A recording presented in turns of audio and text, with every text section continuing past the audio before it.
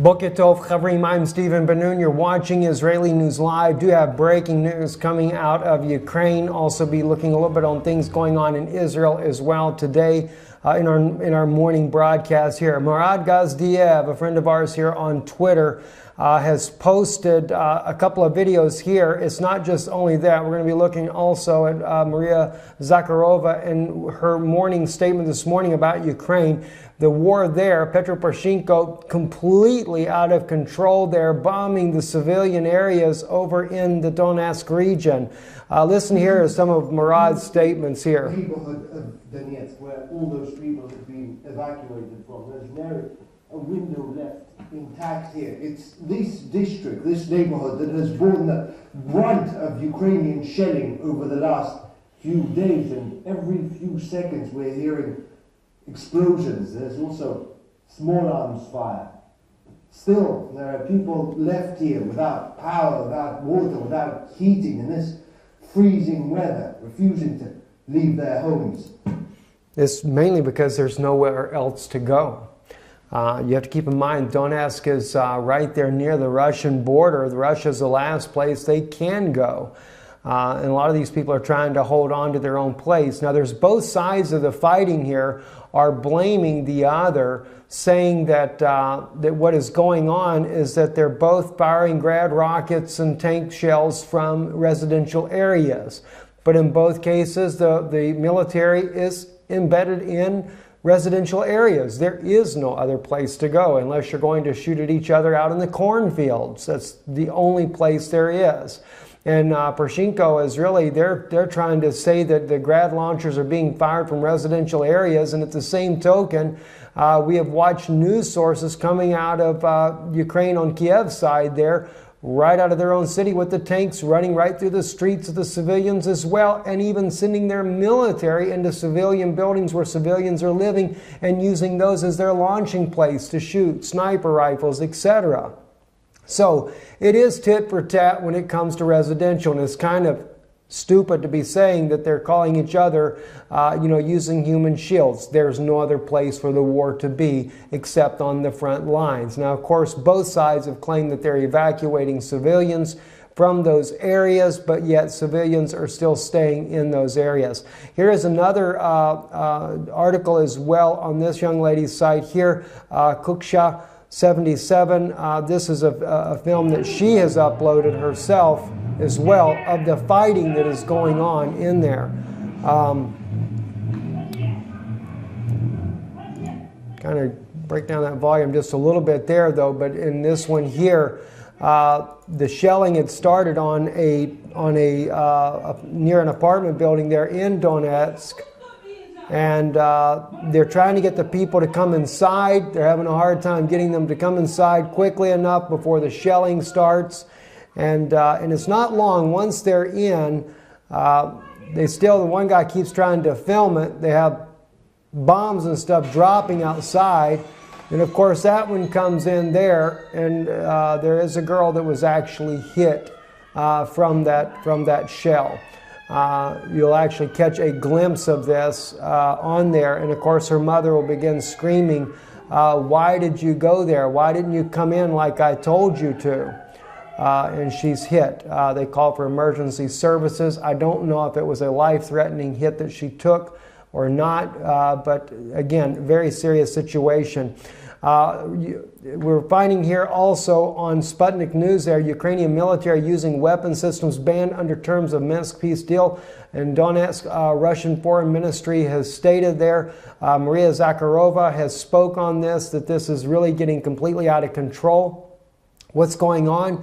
And she says, this is the shame of modern Europe, Zakharova said, reminding how Ukraine has been enjoying the protection of Western partners for years.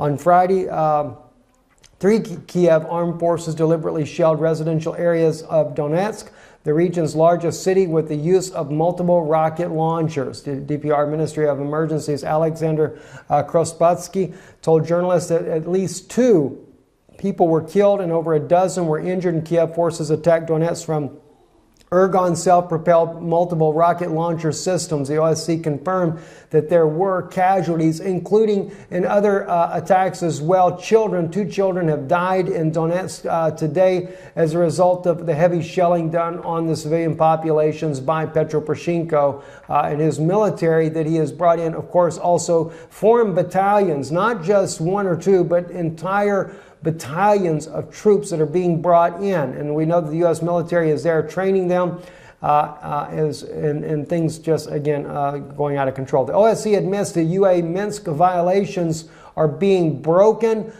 This is being brought out on stalkerzone.org on their article there. They translated the article themselves. Said Avika observers recorded 4 T-64 tanks which were driven forward by the UAF on the roads for Grad multiple launch rocket systems, and also trucks with covered cargo compartments were noticed. In addition, behind the line of contact, but in the territories determined by the agreement, 41 stationary tanks and also 2 howitzers were found. 41 stationary tanks kind of reminds me of the video that we shared with you that we also noted 40 tanks back in July of last year that were moved to the contact line there with Donetsk, and they were preparing for an attack on eastern Ukraine to take out the Russian separatists that are living there. So yes, it is actually happening, and they are showing these things here, the different elements that we're seeing here to show you that they are actually bringing these different tanks and things inside. But OSC, though, now is leaving the city here because the fighting is getting too intense for them to stay there in that particular region there. Another thing I wanted to share with you too, Trump, according to the New York Times, is reporting here that Washington states here, President Trump, after promising a radical break with the former policy of Barack Obama, is embracing some of key pillars of the former administration's strategy, including warning Israel to curb settlement construction, demanding that Russia withdraw from Crimea, and threatening Iran with sanctions for ballistic missile tests. In the most startling shift, the White House issued an unexpected statement appealing to the Israeli government not to expand the construction of Jewish settlements beyond their current borders in eastern Jerusalem. In the West Bank, such expansion, it said, may not be helpful in achieving the goal of peace. On Iran, the administration is preparing economic sanctions similar to those of the Obama administration.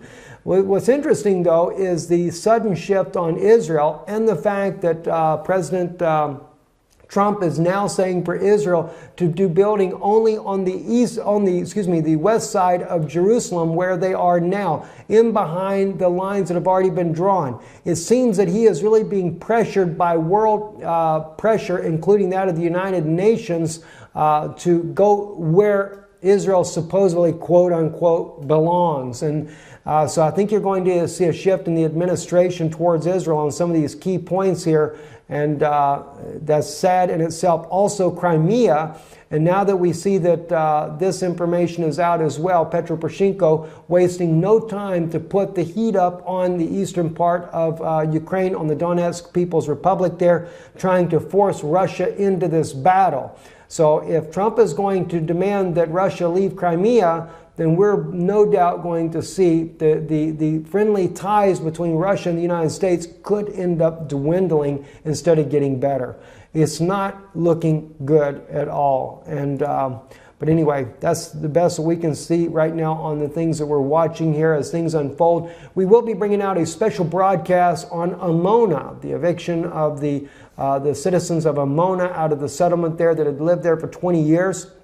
We have a good friend there that will be coming on with us that was there the day before the evictions there, that know the people there in Amona, and we'll be sharing some of the testimony of what Avi saw himself there in Israel about the eviction of Amona. I'm Stephen Ben-Nun. You're watching Israeli News Live. Erev Tov.